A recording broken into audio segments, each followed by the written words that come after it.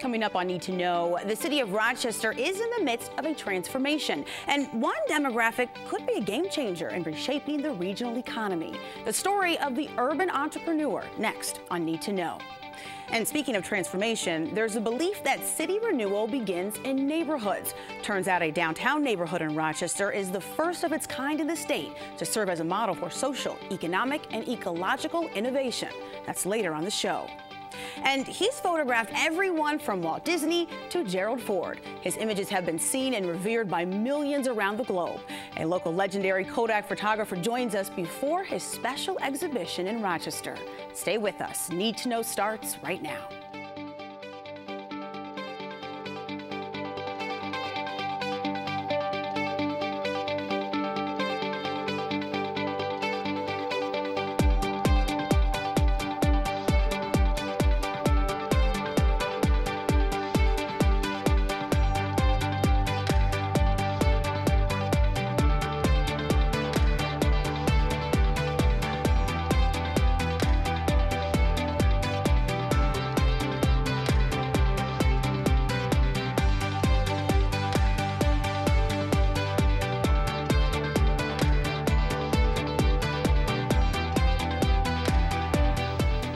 If they're successful, they can create jobs, serve as an answer to unmet needs in the market, and bring about social change. In cities, they're also a key factor for growth, both in population and income.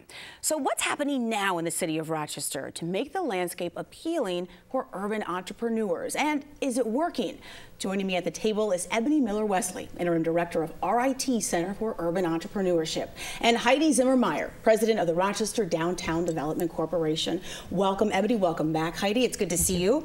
So just to start, why would an entrepreneur want to start a business in downtown Rochester? And I'll give that to you, Ebony.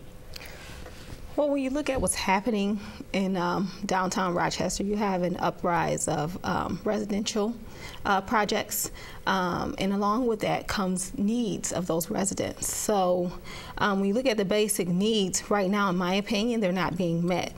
So your one-stop shopping, your restaurants, your retail, we have a lack of that. So it makes sense for entrepreneurs to want to gravitate towards that need and start their business in downtown Rochester. And based on that, I guess what's changing? How are entrepreneurs, Heidi, being supported now that we didn't necessarily see 5 to 10 years ago in the city? I think a lot of things have shifted. One of them is that we have RIT Center for Urban Entrepreneurship, which is now providing much more cogent and organized support. We have a lot of other organizations that are now working together in a partnership: Urban League, Ibero, Pathstone, the City of Rochester, SCORE, lots of players, ourselves. And I think the timing is such that we're recognizing how you best support folks that aren't coming from a lot of resources. So it's pretty different situation now, I'd say. What are some of the restrictions, though, that still exist that are making it hard for some businesses to launch? I've talked to people quite often. They'll say to me, "Oh my gosh, Helen, there's so much red tape. There's so much red tape in the city. Sometimes it's hard to get things moving." Does that apply also to the entrepreneurial landscape? Yes. I want to say one of the biggest hurdles that we're seeing at the Center for Urban Entrepreneurship is financing. The issue of either, let's say if it's a construction business, them not being able to secure the bonding for major projects. Small mom and pops businesses might have had some hurdles in the past that prohibits them from being bankable at the current time, or even the time it takes for certain things that they apply for within the city of Rochester and the red tape that exists within. So yes, there are several different hurdles that they face, but the major one that we're seeing is financing. Are there things in place, you're nodding yes, you know where I'm going, to address that? Yeah, I would say very definitely. What we've found is that in the last year or two, more of our commercial banks and credit unions are focusing on smaller business loans, and there's some of them in particular are trying to create financing opportunities for a slightly riskier population of entrepreneurs, but for the reason of trying to support the city and trying to support the growth of smaller business startups. So that landscape has changed, And I think more will happen. There are a lot more pieces that are kind of in motion now, but I think it's better than it was. And we also have Kiva. We're now a Kiva city. That's right. So that's average Kiva loan is about 6,000, and it's I think that's a very real opportunity for small businesses. Are you finding a trend in terms of the I guess the industry rather that entrepreneurs seem to be gravitating towards when it comes to the downtown Rochester area? I'd say retail. Predominantly retail? Yes. Okay, okay. And I know that there are opportunities for culinary entrepreneurs soon to be, correct? Because this is something that the Rochester Downtown Development Corporation is working on. I'd love for you to talk a little bit about this. We are. We're heavily engaged now in raising the funds to build out a downtown kitchen incubator called the Commissary. And you don't need a college degree or even necessarily a high school degree to start a food business. So food truck operators, startup restaurants, caterers, bakers, and food manufacturing and production startups will all be targeted by this. So it's right in the heart of, right at Main and Clinton and the Metropolitan. And it will join what are now 3 other incubators, including the one that Ebony runs, within a block of each other in the core of the Downtown Innovation Zone. It's pretty exciting stuff. Ebony, you said that entrepreneurship is what's going to drive our economy in the future. So I have to ask, if you were to look into a crystal ball, when do you think that that could potentially happen, when it is really driving the economy more so than we've seen? I'd say it's starting now. When you look at the fact that the major organizations that once occupied a significant amount of employees in our area, they're no longer doing that anymore. So you have Xerox, Kodak, Bosch and Lomb. They're not doing business like they did, if any, in our area like they did in the past. And so with that said, along comes entrepreneurship.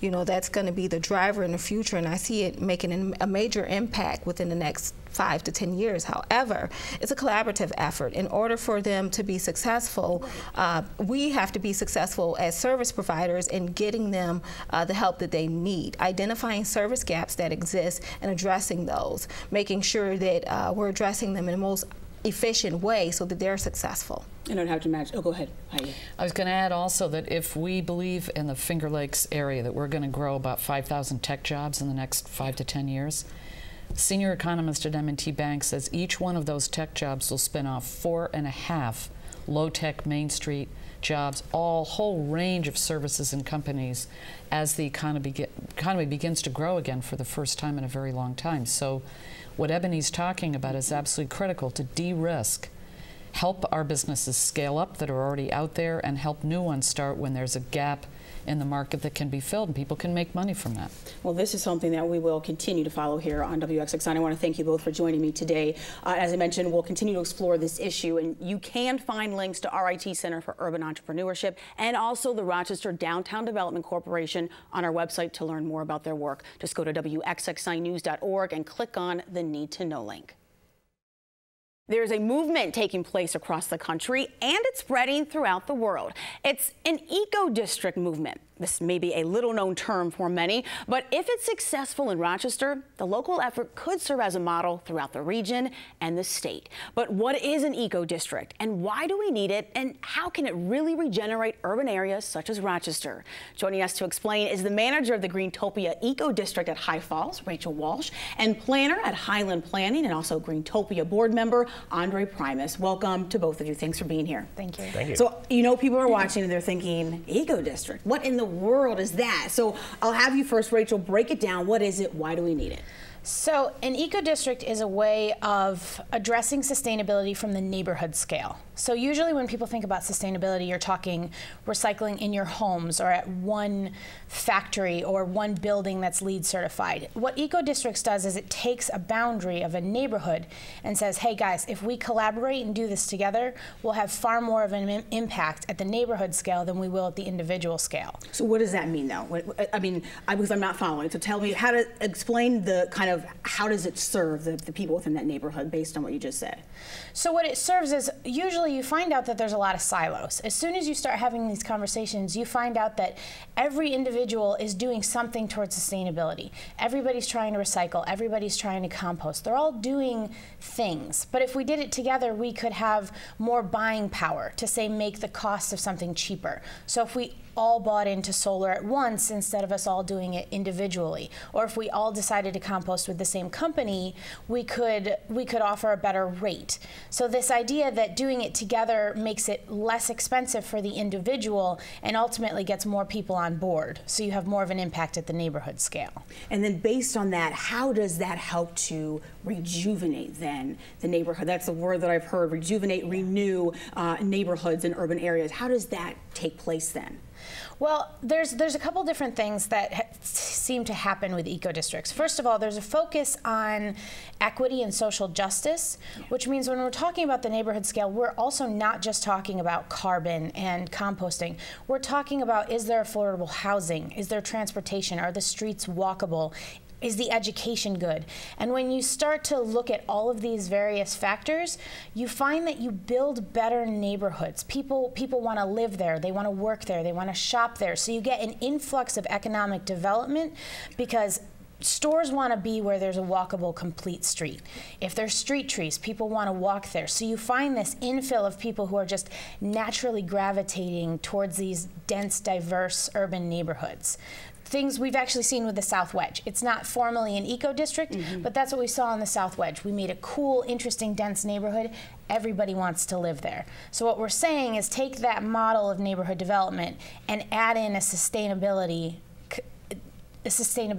aspect to it, where we take carbon into it as well. Got it. So in doing this work, I know that getting input from the public, communities that are directly impacted by this eco-district, which is within the High Falls area and surrounding neighborhoods, there's kind of this community buy-in. This is an inclusive process. So, okay, Andre, I know that you're involved in this aspect. Yes. What are neighbors saying? What do they want to see? What do they hope to see within this eco-district? Yeah, well, we actually knocked on every business's door in the eco-district, and we asked them a couple questions. We said, you know, what are you already doing to try to make your company green? What would you like to do, and what could the eco-district do for you? And we heard things like, oh, I'm trying to recycle, but I have certain things that are hard to recycle, or, you know, I'm an auto shop and I've got these chemicals and different things like that. We've heard people saying, oh, I'm doing all these things, but I didn't know that anyone else was doing them. And so we have heard from people, as Rachel said, that they're trying. People in the eco-district are trying to be green, but they're not, it's hard to do by yourself. So that's kind of what we're hearing from the businesses, is that if there was some way, like she said, to get buying power between businesses, to combine things so that these green efforts could be, you know, a team effort instead of just doing it building to building or business to business, it would really make things a lot easier. And that's how this is supposed to be, right? This public-private partnership. Exactly. From individuals who live around the city who are interested in having another neighborhood in Rochester where you can come and is dense and is interesting and stuff like that. We've heard so many different things. We've heard people ask for different amenities, different improved parks, dog parks. We've heard people ask for better street lighting. We've had a lot of ideas about ways to run street lighting off solar power and things like that. People want bikeable bike lanes. People want improvements to the area directly around High Falls. We've heard some people with some really interesting ideas, like someone wants to build wants us to build a bungee jumping thing off of the bridge. We've heard people say, oh, even if we just had an elevator down to the bottom of the gorge so that you could have a better view of the waterfall. So people have, you know, talked about amenities and things like that. People have talked about also just bringing in community identity. You know, one of the things that the eco-district can provide is, you know, it's not just a neighborhood that's green. Right. This is the eco-district. And having that community identity helps businesses, it helps people. It's really something that's important. So I understand that one of the goals is to make this area a destination, the downtown High Falls area. So I want to start with what's happening right now to do that. And I know the Eco Brewery District at High Falls is one project. So talk a little bit about, Rachel, what does that entail? Why an Eco Brewery District too? Yeah, there's, so the Eco Brewery District is specifically Genesee Brewery's project. So what they're doing is they're taking a portion of their production line and making it much more eco-friendly. So they have more agility to make smaller batches because it's less expensive because they're using less water. The other things that are happening in High Falls is MCC's moving downtown, and they just retrofitted part of the Kodak Tower with, there's green roofs, and it's just about LEED certified, I believe. So they did a sustainable retrofit on the Kodak Tower, so that's going to be a destination campus for MCC. Coca-Cola is actually a zero waste bottling plant already. Greentopia has been doing placemaking efforts in Brown's Race. There are so many green things that are already happening in this area that we feel like if we combine our efforts, we will start to really develop that narrative that this is the green place in Rochester to be. Because the brewery is already doing the eco brewery, and because MCC is moving in with its green roofs, because so many things are already happening there, it's a good place to sort of start this catalytic energy. And it's also, I think, it's nice that the Eco District has these large partners, Coca-Cola, MCC, the Eco Brewery District, and has smaller partners. It has one small business owner who just wants to be able to recycle. And I think that having everyone working together, not just he's a big partner saying what everyone does, but having everyone from top to bottom working together is really going to be impressive. Based on what you're hearing from the community input, how is that information weighed, and how will it be decided whose recommendations are yay and those that are nay? Yeah, well, so there's a lot of different things we're considering, but we've at this point, Rachel has completed the draft plan. So we're actually going to be bringing in more people. We're going to have a public meeting in early June to have people look at the draft plan and give us their input on what they think from this draft plan should be implemented and what should be prioritized and things like that. But is bungee jump in there? It's in there. Okay, it's in there. Okay. I don't know about prioritized, but we have to prioritize everything by what is the impact it's going to have, what's the amount of time it would take to implement, and how much is it desired by the people who live there. How long will it take? As I know this is going to take some time. Do you have a timetable, and when will we, could you say, yeah, we're just about there, we're almost done? Yeah. So the planning study will be done this fall. We're actually going to launch the 1,000 Trees project. Greentopia is starting an effort to plant 1,000 trees in the Eco District. So we will launch that project along with the Eco District formation process. I won't get into the weeds, but there's actually a certification process to become an Eco District, which is what we outlined in the plan. Okay. So that'll take about 3 years. Okay. And then at the end of those 3 years, we will have our official stamp from the official thing saying we are an Eco District. We have to close for now. I'm sorry to do this, but a special thank you to my guests for joining me. And you can learn more about Rochester's Eco District. Just go online to greentopia.org/Eco District. Walt Disney, women of the Maasai tribe, models, children, beautiful landscapes. There seems to be no shortage of people, moments, and memories captured by legendary Kodak photographer Neil Montanus. The man whose images have been seen and celebrated by millions around the world is now celebrating a rebirth of sorts in his career at age 90. Just before his special exhibition, Neil Montanus is at the table and joined by his son and fellow photographer, Jim Montanus, also the owner of Montanus Gallery. And it is great to have both of you here. Thank you. Pleasure to be here. Thank you. So Neil, I have to ask. Yes. Did you ever think to yourself in your 35-year career, I get paid to do this? I missed the last 3 words. Did you ever think in your career, did you ever come to the realization that, hey, I'm getting paid to do this and travel around the world? Yeah, it was hard to believe that they would send me all over the world several times over. And I just was at my 7th heaven.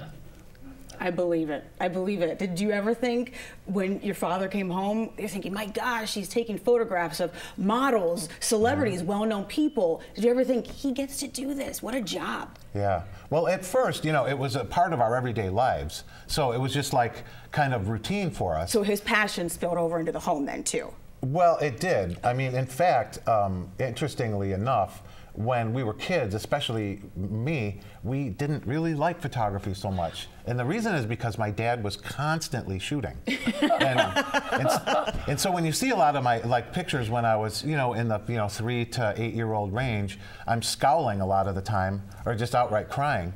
But that was one of the secrets of my dad's career, is that he never stopped shooting. Family picnics, you name it. He was constantly shooting our neighbors, friends, cousins, relatives. But those pictures. Pretty girls, don't forget. Oh, yeah, those. pretty girls. Yeah. That was the best part. Oh, yeah, yeah. But so those pictures that he was constantly taking started filling up the photo files at Kodak. And so, we'd walk into a drugstore back then, where they sold film in a drugstore, and you'd see, oh my God, that's me. I'm like a Kodak film product at one of our picnics, Yeah. And I think that was one of the secrets to his career, is how hard he worked, because he was constantly working, constantly taking pictures, testing, planning, and so that was a big thing. Yeah. Neil, you said pretty girls, one being Sybil Shepherd. Yes, Sybil Shepherd and many more famous models. So did anybody leave a lasting impression on you? Yeah, Sybil Shepherd. She was so sweet to me, and very, very nice girl. But besides being beautiful, she was very kind and not stuck up like some models. Because I photographed probably thousands of models out of New York and all over the world. So I got my fill of models. Was there ever anything that you wanted to photograph but did not get to? No, I don't think there was. I think I photographed everything. I walked and talked. Yeah. Yeah. Yeah. So I'm curious, you have such an eye, and we see it in advertisements, we see it in so many of your photographs. What does it take to have a photographer's eye? Well, I guess experience. And when you first start out, you're not quite sure of things, but as years go on, you get smarter. Yeah. And more used to seeing things, and if I pause, it's because I'm 90 years old. I got that's true. And speaking of, so happy belated birthday, because your birthday was in March, but we do have a special birthday celebration coming up and a photographic exhibition celebrating your works. What can we expect, Jim? Well, it's like a career retrospective of my dad's work. It shows a lot of pictures, dating back to the 40s and 50s up until present times. A lot of the Kodak Coloramas will be on display. My dad shot more than any other single photographer, more Coloramas. The king of Coloramas. Yeah. Yeah. Yeah. There's one of them. We've got one of them here. Yes, we've got some in our video. Underwater Colorama. Incredible. Yeah. So I know that this is kind of like a rebirth, in that new generations are being introduced to your work. How, as his son, how do you want high school students, college students, young millennials, maybe some seeing your father's work for the first time, to connect with it, respond to it? Well, we see a lot of younger people coming into our gallery, and a lot of the younger generation, they're just genuinely amazed at these pictures because of the cool vintage quality of these photos. And to think about that there were jobs like this at one point. You'll never see a job like this again. I call it, it was the photographer's dream job, to be able to just travel the world with seemingly unlimited budgets. I mean, back then at Kodak, the advertising budgets were fat, and the travel budgets were fat as well. And so, it doesn't happen like that anymore in the corporate world. So, we're definitely introducing his work. It's one of my missions to introduce his work to a whole new generation, because, years ago, 25, 35 years ago, he was really a household name in Kodak because he was constantly in the Kodakery, which had like a $60,000 or $70,000 people circulation in Rochester, and he was in Kodakery like every other week. It seemed like, and so it seemed like everybody knew who Neil Montanus was back 35 years ago. Well, now I'm introducing him to a whole new generation of people. Neil, Yeah. what advice would you give to a young photographer right now? Right now,